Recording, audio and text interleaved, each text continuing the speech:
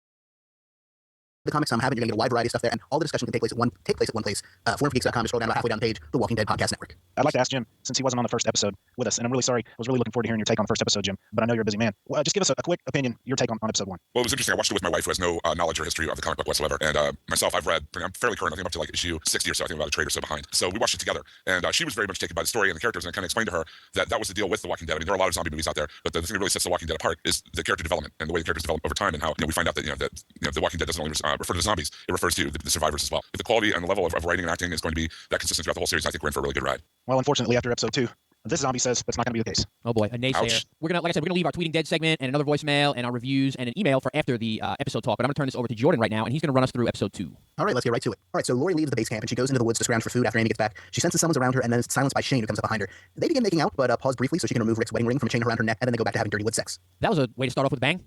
Literally. My thought to this was, definitely shows them pushing more envelopes than just violence on television, but also I thought they had more chemistry. Granted, it's not chemistry that they should have, considering what they're doing, but they had more chemistry in this episode than the first one, I thought. I still hate Lori. Yeah, I think everyone will hate Lori by the end of that scene there, except Shane. I know I've said millions of times that I'm going to try to be really objective and keep the comic book away from my enjoyment of the television show, but I don't think at this point it's going to be possible, at least for me. Jim doesn't like Lori. I never minded Lori in the comic, but after watching this episode, I want Lori to be eaten by a zombie as soon as possible. And which is funny because I think it has to do with the actress's portrayal. And I like this lady in Prison Break. She didn't bother me at all. But now I just want to punch her. Sign of a good actress. Brad wants to punch you. Well, we can hope that, the side that hasn't really been portrayed yet is that, they think Rick is dead. So how do people act in these circumstances when their loved ones that they know are killed? Maybe they're going to play it up that she was hoping to have a father for Carl. Now, they definitely are showing Shane's relationship with Carl. Oh, definitely, especially as we move on to the episode. I've also heard people say that maybe in the television show, her affair with Shane actually stretches back before Rick's accident. That it could be something that they could handle in flashback. That might be a good surmise because they seem a lot more familiar with one another than they did in the comic, was the point I was trying to make before. So that might be exactly why. And it should be noted also that in AMC shows, as we've talked, as well as Walking Dead, it's all about character development. So far, we've only seen a very small slice of their affairish pie there. We haven't seen all the sides of the issue, and yeah, definitely from this point what they're doing, we can't agree with it morally, but there may be more to be revealed later as they peel back the layers of the onion. Rick could have been doing things as well. There could be more to the situation that we know, and one thing that AMC loves to do is just kind of slowly expand to the point where they'll make you hate a character just to turn around and make you love that character even more when you find out more information. So nothing that's going to happen, but I think it'd be really cool if they can do that. If you guys really hate her now, if they can make you love that character by the end of the season or season 2, how awesome would that be? If they end up doing that to me with Rick, if they end up making me hate him, I'm going to stop watching the show. Because that's one of my favorite things about this Walking Dead story is the character of Rick. But they could always make you love Rick and love Lori as well. It could, nothing's going to happen, but it could, theoretically. We'll see. Yeah, we're only 2 in. I need to quit worrying so much about it. So we then move on to the opening credits, and I only even point them out here because if you guys check out Bear McCreary's blog, we interviewed him episode 3, I believe. He's the composer for The Walking Dead. And if you go to bearmccreary.com/blog, I believe, he has a little bit of information about a lot of the shows he works on, including episode 1 of The Walking Dead. And when he was talking about that, he had clips of the music, what he was thinking about when he wrote them, and he made the interesting point, something I've never heard of any show doing before, that the music in the theme song will be slightly different in every episode. He's going to add layers, he's going to take things away, he's going to change it ever so slightly. And granted, we just watched the episode, we didn't have time to go back and see what the differences are, but when the episode drops later today or early tomorrow morning on iTunes, I'm definitely going to be comparing to see what did he change in the theme song. So it's going to sound very similar, but we're going to have 6 different versions by the time the season's over with. Very cool. Yeah, that is very cool. I like it when people think outside the box like that. Like Fringe. If you're following Fringe, there's a couple of things like with the open of that show that they have done differently that are very much along the same lines of what you're talking about, and so that kind of stuff really makes me happy. Or even going back farther than that, The Simpsons has been doing that for years, but kind of in a different way, I guess. That's more in your face than this Walking Dead stuff we're talking about, though, isn't it? Right, much more subtle. If I hadn't read that blog, I don't think I would even notice. So then there's a slow spinning zoom back into the tank. This is kind of backwards of the last shot of the last episode, the first episode of the show. We move back into the tank where Rick is answering the voice on the radio. The voice gives him some instructions. Zombies are distracted while eating the horse, so that gives Rick time to run towards an alley where he meets Glenn, who was the guy who was on the radio, and they scurry up a ladder to safety. I think there was another hint here, if I remember correctly. Well, I wouldn't say a hint. It's pretty blunt. I mean, the zombies are trying to climb up the ladder, which, again, I think is another zombie act that we wouldn't expect. They weren't being particularly successful, though. No. But as we go on, there's a few other clues that these zombies are a little bit more intelligent, I would say, than the usual zombie fare. It's either in the other voicemail that we haven't played that I've heard, or it's in one of the tweets that are coming up that you're going to read. But somebody points out the fact that the zombies are doing certain things, and that's technically not what zombies do. But I don't have a problem with that. I mean, I personally wouldn't want to watch a new show about zombies if I already knew what the zombies were going to be like. If they're different, that's why for me, Star Trek, the different Star Trek shows, I was excited each time one came on because it was going to be different. Yeah, it's Star Trek, but it's got this twist on it. And if I knew that the zombies in the Walking Dead TV show were going to be just like the zombies in all the zombies movies, all but 4 of the zombies movies that I've seen, I wouldn't be too gung ho about it. So the fact that they're different, that they, like you said, might be a little more intelligent than quote unquote normal, I think it's wonderful. There are a lot of different zombies in the zombie spectrum if you think about it. You have your voodoo zombies, you have your infected zombies, you have your zombies that are coming back from the grave because of the zombie apocalypse, you have your really fast 28 days later style zombies, you have your really slow shambling classic Night of the Living Dead zombies. It's kind of cool to see them take things from all those and kind of incorporate them and give us something a little bit different. Don't forget the ex-wife zombies. I think these zombies are probably closer. I've seen a lot of zombies. I think they're probably closer to the Romero ones. The first zombie I've ever seen in a Romero movie, it runs about as fast as any zombie we've seen in The Walking Dead so far. He uses a rock. Later on in the series, they teach a zombie to use it, or a zombie picks up a gun and uses it. Another zombie gets taught how to use a tape recorder and some other stuff. So I think it's closest to the Romero stuff, but most of the other zombie fare out there seems to deviate and make zombies much less, gives them not even the capability of any intelligence. I kind of like what Walking Dead and Romero do, though. So what you're saying is there is some precedent for quote-unquote intelligent zombies. In the Romero stuff, I think most especially others, Day of the Dead, right? Where the guys scientists doing the experiments. I thought it was a nice nod to Romero too, the original Dawn of the Dead that they were in a department store. Definitely, yeah. But yeah, Brad, like you're saying, there is some precedent, but I think most zombie stuff diverges from that precedent, almost creating a secondary one. Because there's a lot of non-Romero zombie stuff out there. His is the only one before this that really played by those similar rules anyway. But it's going to remain to be seen as the show goes on how intelligent, how much capability of learning these zombies have. So Rick, or Clint Eastwood, the new sheriff in town, as Glenn calls him, and I'm kind of calling Glenn Hurley 2.0 at this point.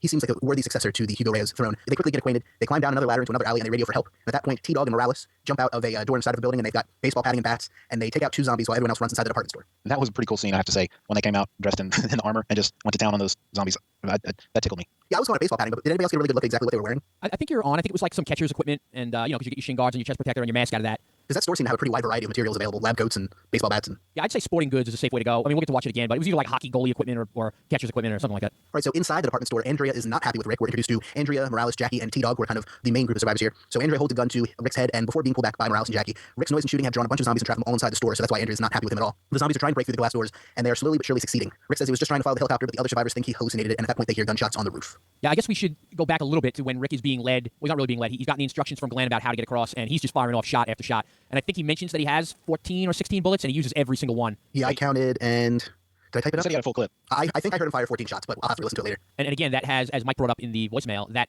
we have consequences here. You can't just go around firing off a gun. I think around this point, or maybe a little bit later, somebody says, yeah, they're like dogs, basically. They hear noise. Later, yeah. Yeah, they're all going to go towards the noise. I kind of like that analogy, kind of going back to the other stuff we were talking about their intelligence. I think dog is a good way to look at it. You can teach them some things. They can figure out some stuff. They're not that smart. That seems to be about the right intelligence level. I was waiting for Brad to jump in with a disparaging remark about cats, which I would fully agree with, but I guess not. No, I can't make one up either. It's got to come from the heart, I understand, sir. So, like I said before, they heard gunshots coming from the roof, so they run up there, and that's where we're introduced to Merle Dixon, who is sniping zombies from the roof, and things quickly turn hostile. Dixon's hurling racial epithets at T-Dog, and then he severely beats him up, hits Rick in the process. Dixon pulls a handgun and declares himself in charge of the group when Rick, or Officer Friendly as he's later referred to, comes up behind him, hits him in the head with the butt of a rifle, and then handcuffs him to a pipe on the roof. Did anybody else cheer at that point? I think you pretty much have to, otherwise you're a racist. Yeah, I don't know too much about screenwriting, but I'm going to guess they don't want us to like Dixon so much. Not at all. And this is, of course, where we get a lot of the lines we've seen in trailers so far, which is, we survived this, not pulling together, not apart. And all I am anymore is just a man looking for his wife and son. Anybody who gets in the way, that's going to lose. Hey, Jordan. Yes, sir? Leave the southern accents to the British, okay? Okay, we can deal with that. Michael Rooker's made a great career out of playing total jerks, just like this. Where else have I seen him? Henry Portrait of a Serial Killer, most notably, probably also he plays Brandy Spenning's dad in Mallrats, the one who gets the stink palm. Oh, yeah. He was also in the movie Splice with Nathan Fillion. Right. Was that Splice or something else? Slither. Oh, Slither, yeah. His character in Mallrats made me hate him so much that this is actually the first thing I've liked that actor in since I've seen Mallrats. And that one scene where he's standing on the edge of the building holding a sniper rifle when they come up and discover him up there. It's just really cool the way it was shot and framed. Just like, hey, I'm this, here I am sniping, what are you going to do about it? One thing that kind of struck me as a little bit off here was that it seems like Rick pulled it together really fast. When you think about, how long ago could it have been from when he was in the tank with no clue what was going on and being scared pretty much out of his mind? And now all of a sudden he's kind of giving the speeches about, we're no white and black here anymore. We're all, like you said, I'm just a man looking for his family. Like all of a sudden he seems to have it all very together. I don't know. Rick's never dealt with zombies before. He has dealt with coked up racists before, I'm pretty sure. So it's two different situations. Yeah, but I tend to agree with John. When he held the gun up to Merle's head and said, I'm just a man looking for his wife and son. There ain't nobody here. There are no black people, no white people. It's just the dead. He seems to have accepted the fact awfully quickly that the dead are living or rising up again and becoming the undead. And it's like what I'm trying to say is, yes, John, it did seem like he grasped everything really, really quickly, and it's like he has 100% understanding of what the situation is right now. And we'll see it again later with when Andrea wants to take the necklace. I know we'll get to that in a second. But he says out loud, well, I don't think those rules apply anymore. Has it really been that long? Has he really given up that quickly to think that the rules don't apply anymore? Right, especially since he just saw a helicopter. Exactly. I don't know. I think he's just trying to assimilate and trying to figure out what's going on and trying to deal with it. Rick, even his character is all about coping. You know what I mean? He's usually the one who, when the solid feces hits the rotary oscillator, is the one who calms everybody down and has a plan. So I didn't really see that as being too far out of character. I don't think it was out of character at all, but like John, I think it happened a little too quickly. And let's just remember that we know his character. A lot of people have no idea what is out of character or in character for Rick. You know what I mean? No, that's exactly true. And this goes back to what I said earlier about it being very hard for me to go at this like I've never read the story before. So the survivors are on the roof trying to contact their base camp, but an incoming storm is scrambling the signal. So they decide to attempt escape through a drainage tunnel in the basement. That was convenient, having an architect or whatever she was. City planning office. Yeah, or something like that? I don't mean to nitpick. It's not something that bothered me. It was just kind of like a giggle at the time.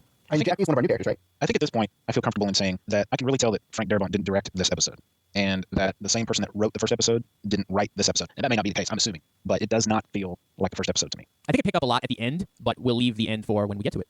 So they go down to the basement, and Glenn, with the encouragement of Rick, lays down the law about the tunnel trip. Everybody's kind of got conflicting opinions, but he tells them how it's going to be. So he and Morales scout it out, but find the path is blocked with rebar and a rat-eating zombie. And there's a couple interspersed scenes here. I'm kind of consolidating them into their collective parts, but that's basically what happened there. The rat-eating zombie was awesome. Why was it awesome? He was scary, and I didn't expect him to be there. Did you not like the rat-eating zombie? Well, I'm trying to save all of my negative comments for the end. No, I didn't care for the rat-eating zombie. Why didn't you like this particular zombie, though? Let me just make a all-encompassing comment that I thought the zombies in this episode looked like the makeup people said, oh, that's good enough. You're going to be moving, and nobody's going to be looking at you that close anyway. They won't be able to tell that we didn't finish the job. I think you might be thinking too hard. I watched the first episode again, so it was fresh in my mind. Then I was able to tune in for the second one, and I thought, they must have had two separate makeup companies do these two different episodes, because it was like night and day for me. I'm not trying to be Debbie Downer, or Danny Downer, and I'll save, my comments. Bradley Bummer. Bradley Bummer. I like that one, too. Okay, let me just tell the listeners. I'm a nice guy, but I tend to be like Glenn in this episode, he was a glass half full kind of guy. I tend to be a glass half empty kind of guy. And I think that makes for interesting discussion sometimes. I tend to be a glass half vodka kind of guy. So then we cut to Dixon and T-Dog, who are on the roof, still trying to radio, and Dixon tries to get T-Dog to hacksaw the cuffs off, giving us a nice Chekhov's gun, but T-Dog isn't really buying it, so Dixon continues to be racist. The acting in this episode is atrocious. This scene in particular. I was just about to say how much I like T-Dog. I thought it was a pretty good scene. Yeah, I don't have any of the problems that Brad has with this at all. I want to love. I know that's fine, and I'm mad at you guys. Hope you're not mad at me. For some reason, this episode just maybe it's because I'm comparing it to my experience from last week, but for some reason, this episode just hit me the wrong way, and I don't like that feeling at all. Send hate mail to Brad at halfhourwasted.com. I found it interesting, and I must say appreciated that they kept T-Dog as kind of a very gray character. I mean, yes, like we talked about earlier, you automatically hate Merle Dixon because of all the racist comments, but they don't make T-Dog, just a shining light on a hill either. He has some issues as the episode goes on, and makes some statements and does some other things that make him not exactly the knight in shining armor that maybe another show would make him. I get what you're saying, Jordan, about T-Dog, though. Instead of having we have Michael Rooker's character, who's obviously supposed to be a villain, because of his racist attitudes and everything else. But on the opposite, it would have been very easy to just make T-Dog very virtuous and very much the good guy and just paint everything quite literally black and white. But again, that's a good point that you bring. They kind of paint the characters the way real people are in moral shades of gray. Yeah, it's more interesting this way. I wonder if the non-comic reader who is watching the show is wondering, I wonder if that happened in the book. I wonder if that person's in the book. And do you think they're even on that same train of thought at all? I would think the average TV watcher doesn't even know it's based on a comic, quite honestly. That's true. Yeah, like I said, my wife was watching it cold after having no experience with the comic at all. And she's not trying to compare in any way to what would happen in the book or she thought would happen or whatever. She's just taking it on very much on face value. I think I'm enjoying it more than I realized, more than I expected to. Enjoying the fact that they're diverging from the path. When I first heard that, I thought, oh boy, that's gonna mess things up. But I'm really enjoying not knowing what's gonna happen next. Definitely, like I said last episode, I mean, I was on the edge of my seat last episode and this episode too, even though some of the set pieces were familiar. And one of the thing that gives the episode's title is something we know from the book. How they get there and the circumstances surrounding it are all very different. It's very cool as a person who's overly familiar with the source material, not to know every bit and piece that's going to come up around the bend. So Rick and Andrea are bonding in the lobby. She apologizes for threatening with a gun, and then he shows her how to actually take the safety off of that gun. They discuss the legality of looting, as you brought before, John, and they talk about Andrea's younger sister, Amy, who we saw back at the camp earlier in this episode and in the pilot as well. And at that point, the zombies break through the first of 2 layers of glass doors. Yeah, I think this is where while they're trying to break through, we see them like using bricks and stuff to try to break through. So there's another little clue that, I don't think in the books or in most of your zombie material, like they would pick up and use tools to do something like that. So that's cool. Just another little tip off as to, what their intelligence level is like. Without spoiling anything, I want all of the TV watchers to make a mental note of Rick and Andrea and the scene with the safety in the gun. Oh, definitely. And did anyone else think that those 2 actors, for blanking on her name, Andrea, she's Lori Holden, did you think she and our Rick had some chemistry there in that scene? Define chemistry. Sexual chemistry. I never thought that. I didn't pick that up. There was some chemistry. I don't know if I felt like a sexual tension thing going on, but it's very possible they could go in that direction, but I didn't feel it right there. I thought it might be them taking a stab at muddying the waters a bit, and if we're going to have the already triangle of Shane, Rick, and Lori, maybe add in an extraneous number there on the edge just to keep things interesting. Did the fact that these 2 people were standing in the lobby in full view of the zombies, did that bother anybody? Because if I'm standing in a lobby where I can see the zombies and they're trying to break through the glass, don't you think I'm like tempting the zombies to continue to do that? But if I move out of the field of view of the zombies, then they might forget that I was even there and turn around and walk away. Well, they were on the roof for large stretches of time. I mean, are we assuming that the zombies were still hammering away when they were up there? I'm talking about the fact that in this scene, they're hanging out, talking about the safety, talking about the jewelry, talking about, her sister. The whole time, it's like a 5-minute long scene where they're standing there where all the zombies can see them. Right, what I'm saying is they were also up on the roof for large stretches of time, much longer than 5 minutes, and if the zombies were continuing to hammer away at the glass there, then maybe they just decided it didn't make a difference. I mean, they don't say one or the other, but... Now that you mention it, I see your point, but to answer your question of did it bother me, I guess it didn't at the time. I thought it was kind of funny that they were just pounding on the glass while everybody, there wasn't much they could do at that point, I guess, but I didn't take it to the next level that they should be out of sight. Because, compared to... I think you feel sympathy for the zombies, Brad. Like you feel bad the zombies are being tempted to be like dangling a cheeseburger in front of somebody, on the other side of a piece of glass. Say, oh, look at this delicious cheeseburger that you can't have. I think you feel bad for the zombies. You know what? Feeling bad for the zombies is probably a good segue into our public service announcement that I'd like to play. Yeah. Every year, thousands of undead Americans like Buster go missing. Are they really missed, though, you ask? Not by other zombies, no. But if your dad was a zombie, you'd want to know where he was. Buster might be a dad. Just because he's a zombie doesn't mean he's a bad person. Let's not hold it against him. He might just be looking for his zombie kids. Maybe he owes some guy some zombie money. Somebody's got to be looking for him. If you find Buster, please call 516-468-7912. I don't think we saw Buster this episode, which was kind of a letdown. But bravo, though, Brad on the bit, very funny. Like zombie father, like zombie son. That wasn't me. I'm sorry, Dwight Brad. Or not Dwight, that was it. Keith Bradley. that was clearly somebody that liked the show. Yes. No, I liked the show. I'm a bit disappointed. No, to John's point, I was waiting. I was excited. Oh, we're going to see Buster. I don't think we ever saw him at all. Made me kind of sad. Maybe they're going to hold him out, for episode 3 or 4 or 5 or 6. Make you want him, make you need Buster. And then when you least expect it, Buster will come to your house and personally bite you. I heard on Zombietainment Weekly that Buster's holding out for too much money. He wanted fresh brains in his trailer, every half hour or so, and his demands were too high, so they had to cut his contract. I hate to, maybe I don't hate, but I hope it's not annoying anybody that I keep going back. It seems like I keep going back to the TV show Fringe. I'm loving that show also, but there's a character in every single episode of Fringe called the Observer. He's a bald guy, and sometimes he's a part of the story, sometimes he's not. He just walks through the frame and boom. Sometimes it's a half a second shot. But I think that would be funny if Buster was in like every single episode. Or if the Observer was in every single episode, that would work too. Yeah, that would kind of ruin it for me. What if you just saw Uatu in the background one day, like in the cloud somewhere? 95% of the people listening to this just now went, what's a Uatu? Yeah, but the 5%, they all liked it. So in our next scene, the survivors reconvene on the roof after discovering the blockade in the tunnel, and they debate trying to run to a nearby construction site to use one of their vehicles because they keep the keys on site. So they discuss possible diversions, and then Rick takes interest in the zombie sense of smell and what advantages that might afford the survivors. And at this point, as readers of the comic, we all kind of know what's coming. But what are your thoughts on these things, guys? Are we going ahead to the guts, or should we go on to the next scene description and then talk about it then? Yes, let's do that. Okay, so as Glenn says, if bad ideas were Olympic events, this would take the gold. And they go in, grab some gloves and lab coats and run out into the alley. And those 2 zombies we saw earlier that were beat up by the baseball bats, they grab one of those and they bring them inside. And at this point, Rick pulls out a fire axe, or doesn't pull it out, he breaks it out of the wall. And he has some difficulty using it, but he gets the zombies swallowed out. He identifies the man as George Dunlap. They kind of have a moment of silence for him, and he suggests that they remember the man's sacrifice. And then he takes the axe to the zombie's limbs and torso over and over and over again. But at least the guy's an organ donor. I was oddly moved by the fact that Rick was taking time to basically eulogize this guy. I thought it spoke a lot to his character. Yeah. Like it told us kind of give us more of an idea of who Rick is. He's a real stand-up guy, and even with all this going on all around him, he still has respect for human life. Yeah, I think that's exactly it, Jim. I think you hit the nail on the head for me right there. It was a crazy, crazy scene, though. They're chopping off arms and legs. They're axing the guy like right in the gut, and they're hanging intestines over the shoulders. And I won't go any further because I know Jordan is going to get to that part. But this was like almost too long. Yeah, it almost started to feel for me like a Monty Python skit. He's not dead yet. Yeah, exactly. Like, Monty Python will take a joke and will run it into the ground, and somehow it ends up being hilariouser than you expected. And like John said, it was a really, really long scene with the guts. Kind of intentionally hilarious, though, as they move on through it, especially with Glenn throwing up stuff. But not to get ahead of myself, everyone's severely grossed out by the disemboweling on screen, not just us watching it. They rub the guts all over Glenn and Rick, and they hang intestines over their shoulders, like John said. Glenn eventually pukes. Andrea gives Glenn a handgun, the handgun that she almost used on her before, and Rick gives T-Dog the handcuff keys for Dixon. Did anyone else think there was some chemistry between Glenn and Andrea here? I know I keep bringing this up between different characters, but I saw it a couple different places. The one thing, and this is kind of funny, I did not see any chemistry between Andrea and Glenn. The first thing I'm thinking is, you better have the safety on now. she's kind of like, she's hiking up his shirt and sticking the gun down his pants, and, safety was definitely the first thing that came to my mind. Brad, you were pointing out stupid things they did before, and not only was, shoving the gun down the front of your pants kind of a dumb idea, but she also takes off her gloves after Rick warned him all to not get anything on their skin. She takes off her gloves to shove the gun down his pants. I thought that was kind of a dumb move on her part. Yeah, I'm glad you pointed that out because I don't want to be the only one who complains about this episode. Well, wait a minute, but you can't complain about that part because if she's sticking the gun down his pants with the gloves on, then she's rubbing the stuff on his skin. True, but she was still cutting it pretty close. Yeah, Well, either way, it's cutting it close. But if she, the gloves are obviously covered in stuff. Yeah, you can't